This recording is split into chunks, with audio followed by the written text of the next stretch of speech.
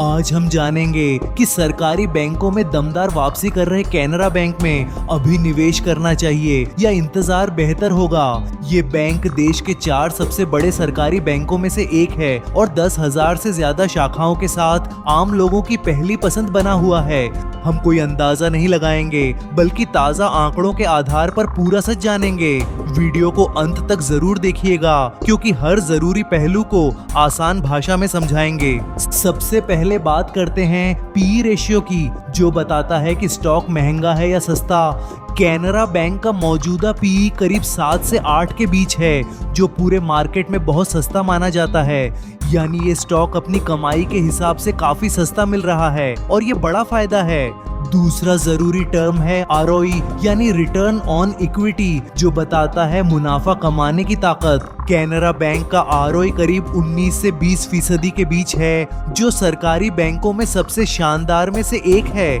मतलब कंपनी हर 100 रुपये पर करीब 20 रुपये का मुनाफा कमा रही है। ये बहुत मजबूत संकेत है। अब बात करते हैं शेयर होल्डिंग पैटर्न की, जो बताता है कि इस कंपनी पर किसका भरोसा है। कैनरा बैंक के प्रमोटर्स यानी भारत सरकार के पास 62.93% हिस्सेदारी है, जो बहुत मजबूत है। विदेशी निवेशकों यानी एफआईआई के पास करीब 14.63% हिस्सेदारी है, जो लगातार बढ़ रही है। म्यूचुअल फंड और बीमा कंपनियों के पास मिलाकर करीब 10.48% हिस्सा है। बाकी आम जनता यानी रिटेल निवेशकों के पास करीब 12% ही हिस्सेदारी है। प्रमोटर का इतना बड़ा दांव बताता है कि सरकार इस बैंक को लेकर बहुत गंभीर है और डिफॉल्ट का खतरा बिल्कुल नहीं है। अब जानते हैं कि कौन से बड़े म्यूचुअल फंड इस कंपनी पर भरोसा जताकर बैठे हैं। एलआईसी सबसे बड़ा म्यूचुअल फंड निवेशक है, जिसने कैनरा बैंक में काफी बड़ा दांव लगाया है। Nippon India ETF, Nifty, PSU bank, BeES ने भी इस बैंक में अच्छी खासी हिस्सेदारी बना रखी है। स्मॉल कैप वर्ल्ड फंड और न्यू वर्ल्ड फंड जैसे अंतरराष्ट्रीय दिग्गज भी इस कंपनी के बड़े निवेशकों में शामिल हैं। इतने सारे बड़े संस्थानों का दांव इस बैंक की मजबूती और भरोसे को दिखाता है।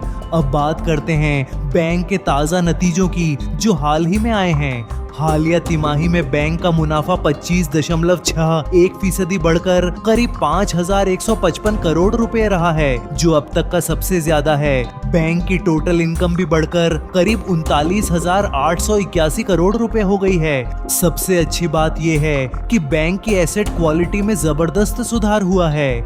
ग्रॉस एनपीए घटकर 2.08% पर आ गया है, जो पिछले साल 3.34% था। नेट एनपीए तो और भी कम होकर सिर्फ 0.45% रह गया है, जो बहुत मजबूत स्थिति है। प्रोविजन कवरेज रेशियो 94.19% तक पहुंच गया है, जो बहुत शानदार है। सबसे तेज ग्रोथ रिटेल सेगमेंट में देखने को मिली है, जहां लोन 31.37% बढ़ा है, हाउसिंग लोन 17.58% और व्हीकल लोन 26.20% बढ़ा है। ये बहुत अच्छे संकेत हैं। बैंक का ग्लोबल बिजनेस 13.23% बढ़कर 27.13 लाख करोड़ रुपए पर पहुंच गया है। अब सबसे बड़ी चुनौती नेट इंटरेस्ट मार्जिन का कम होना है, जो सिर्फ 2.50% रह गया है। सीएसए यानी कम ब्याज वाली जमा में भी गिरावट आई है, जो 30% पर है।